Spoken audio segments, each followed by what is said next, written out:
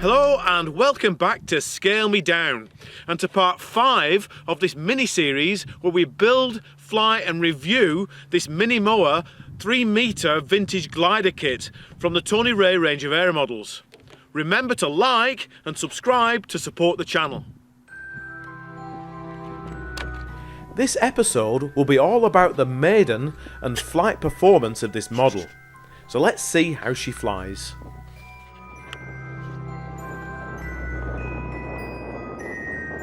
We're here on the front northerly face at Pendle Hill in Lancashire, and my dad kindly provided the launch. Although the conditions were flyable, the wind direction was not quite right, which limited the height and energy that I could extract, but it gave me the opportunity to at least trim the model. There was very little trim required, which was a big relief as I found a mistake on the fuselage plan. The instructions correctly state the centre of gravity to be 90mm back from the leading edge at the wing root. However, the fuselage plan shows that it should be set at 74mm, which is not correct. So I double checked with this handy online CG calculator. I'll pop a link in the description below. She was a delight to fly and looked very elegant with the sun shining through the transparent covering. The gull-wing dihedral and swept wingtips make her look like a soaring seabird.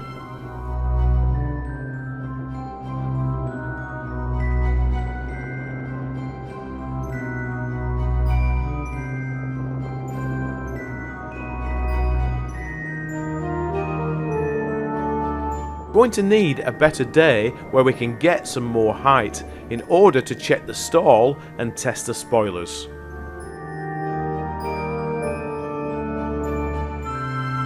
My initial impressions of the model are that she's very docile and forgiving to fly. The centre of gravity is in the right ballpark but requires further investigation. She's trimmed and I think I'm going to change the aileron travels a little.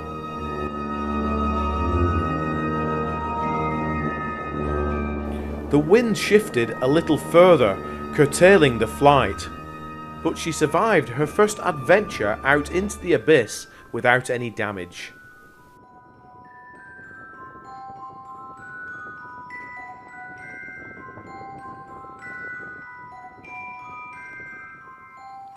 The weather the other day on the slopes at Pendle Hill wasn't quite right, but today we have a calm day that's perfect for some flat field aerotowing.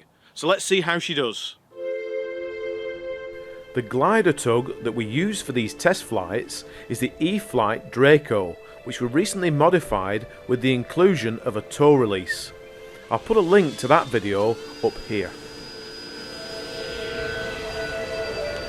Our Minimoa left the ground almost as soon as the tow plane began to move. Control response during the tow felt a bit soggy, and I found the model responded better to rudder than aileron inputs, perhaps due to the high angle of attack she sits on the tow line.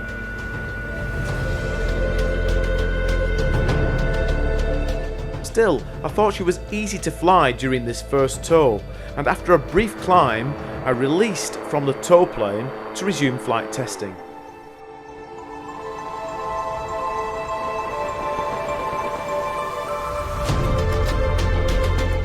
I started out by trying the spoilers, and here you can see that there's a slight pitch down when they're deployed, which is easily compensated with a breath of up elevator.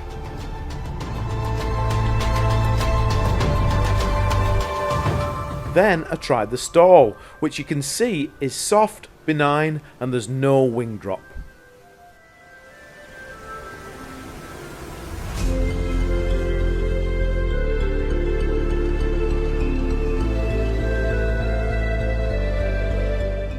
We recovered the tug and the glider, and the beauty of aerotowing is that we can go again and again.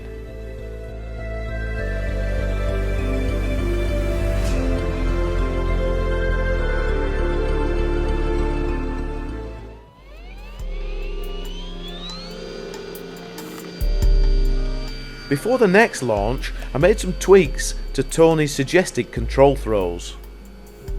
I'll put my settings up on the screen compared with the original starting suggestions. After several flights and carrying out dive tests, I've settled at a centre of gravity position of 92mm back from the leading edge of the wing at the wing root.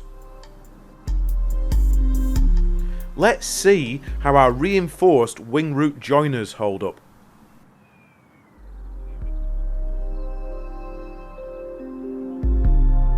No worries. This was quite a cold day, but there were isolated pockets of weak lift, to which she responded well. I've also mixed in a little bit of up aileron and up elevator when the spoilers are deployed, and now they're just the way I like them. We'd love to hear your thoughts and opinions in the comments section below as to what you think about this kit. Do you think it was worth the effort? It took me around 60 hours to complete, and it was a pleasant build, but not without its issues. This is a very good kit, and with just a bit more work from its designer, Tony, it could be an excellent kit. The wood selection was okay, although a bit hard in some places, whilst the laser cutting was excellent, and the hardware supplied is of good quality. The kit is suitable for experienced builders and intermediate RC pilots. Don't be intimidated by its 3-metre wingspan. Although it's bigger than most Club Power models, it's actually quite a handy size, and it packs down small enough to fit into any car. And in fact, it's a very similar size to our multiplex Heron and Soldier gliders that feature regularly on the channel. And packed down, it takes up a similar amount of space as your typical Watt 4.